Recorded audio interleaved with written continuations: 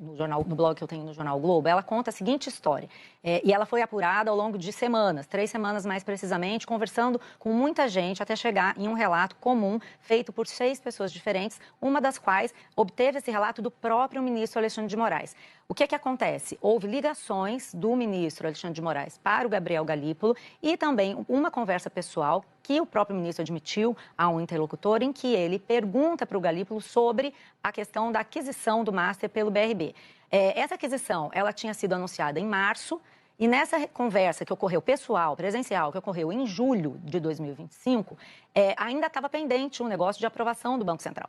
E o que o ministro Alexandre de Moraes queria saber era por quê, como, perguntou sobre isso para o presidente do Banco Central, o Gabriel Galípolo, e disse que gostava do Daniel Vercaro, que o banqueiro era uma pessoa que ele gostava, tinha uma afinidade, e perguntou o que precisava para aprovar essa lei, porque ele achava que o Vercaro era perseguido pelos grandes bancos. Essa era uma narrativa muito comum em Brasília nessa época. Eu cheguei a ouvir do próprio Vercaro isso, que os grandes banqueiros não queriam um novo entrante no mercado, um concorrente, e que por isso, então, ele era muito combatido. O Moraes repete isso e a resposta do Gabriel Galípolo, segundo o próprio Moraes relatou para interlocutores, e o Galípolo diz isso para o Alexandre de Moraes: olha, não vai dar, porque nós estamos investigando aí fraudes. E o ministro, então, teria dito: bom, se está acontecendo isso, então, realmente não tem como. Essa foi a conversa relatada pelo ministro para um interlocutor. Da forma como estava dado, o tema necessitava de muita cautela, né, para que a gente pudesse tratar do assunto, porque um ministro do Supremo fazer gestão em direção a um banco privado seria algo grave. E aí eu consegui apurar ao longo da noite. Eu procurei fontes relacionadas aos 2 personagens primários, Gabriel Galípolo, presidente do Banco Central, e Alexandre de Moraes, ministro do Supremo Tribunal Federal. O que as fontes me disseram: sim, as reuniões aconteceram, mas elas foram centradas no caso Magnitsky. A reunião pessoal mencionada na reportagem da Malu Gaspar, que trouxe esse caso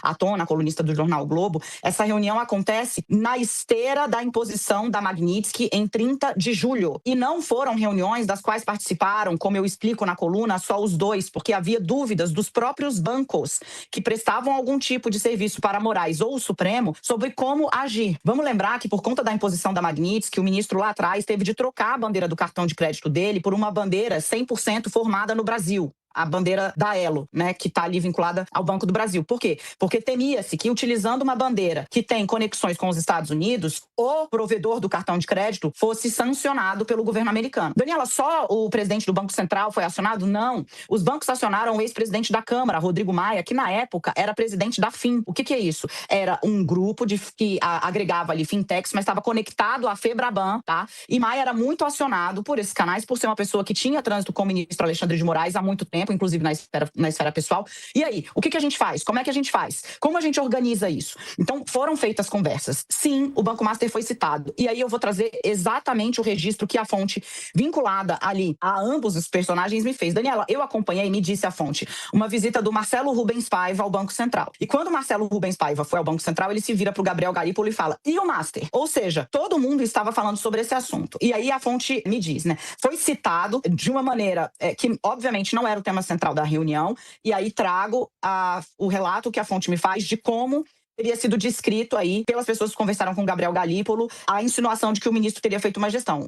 A resposta ouvida foi: leviano insinuar que houve qualquer tipo de pedido, cobrança ou gestão em direção ao Banco Master. As reuniões tratavam rigorosamente, disse Galípolo a quem o perguntou, da Magnitsky. Se houve menção, foi como assunto de interesse geral, porque só se falava disso em Brasília naquela época. O que mais está sendo destacado no bastidor, né? Qual foi o resultado do caso em si? O banco está liquidado sob intervenção do Banco Central. A operação com o BRB foi travada. Houve uma batida da Polícia Federal na qual foi apreendido o celular de Daniel Vercaro, o presidente, o dono, né, do Banco Master, no qual foram apreendidos os documentos. Nada está sendo, digamos, escamoteado. O caso está nas mãos do ministro Dias Toffoli, que, como eu conto na coluna também, semana passada determinou a retomada dos depoimentos dos diretores do Master que foram presos e pediu diligências para a Polícia Federal. O Toffoli é um dos ministros mais criticados, né, do Supremo por conta da forma como conduz os casos, mas o ministro é, de todos todos ali, um dos que mais tem, digamos, apreço pelo sigilo de seus casos. Então, é bastante difícil acompanhar o andamento, mas teve andamento, está tendo consequência. A Polícia Federal segue analisando o material que foi coletado, não só com Daniel Vorcaro, mas com os outros diretores do Master e também no Banco Regional de Brasília,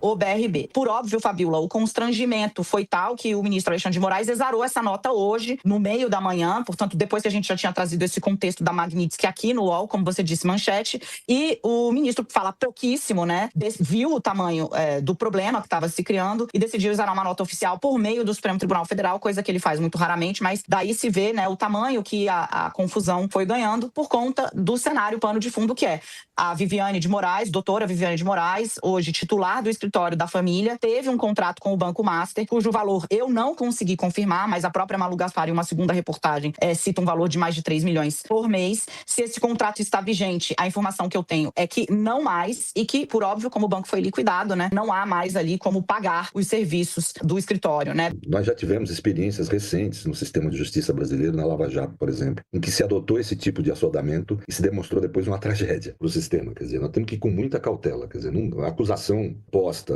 é muito grave, né, porque a acusação feita ao ministro é de que ele teria feito pressão ou pedido ao Banco Central que atuasse em favor de uma entidade privada, o que é um crime previsto em lei, né? O que é muito grave essa acusação. Então tem que ser muita cautela. Pelo que descreveu a Daniela, não há crime. Você está numa reunião e comentar os temas que são tratados na mídia, no cotidiano, é um papo de café, não é? Quer dizer, o presidente do Bacen torna claro que não houve pedido, não houve pressão, não houve nada. Quer dizer, ou seja, o que está posto é uma conversa, preâmbulo, uma reunião marcada para tratar sobre a aplicação da Lei Magnitsky, que tem todo o sentido existir entre Bacen e Supremo Tribunal Federal esse diálogo. O Supremo estava sendo atacado pelo Estado mais poderoso do planeta, né? Não é brincadeira, e é evidente que, como implica num ataque da posição financeira dos ministros, eles têm direito a dialogar isso com os bancos e com o Bacen. Acho absolutamente razoável esse tipo de tema ser tratado.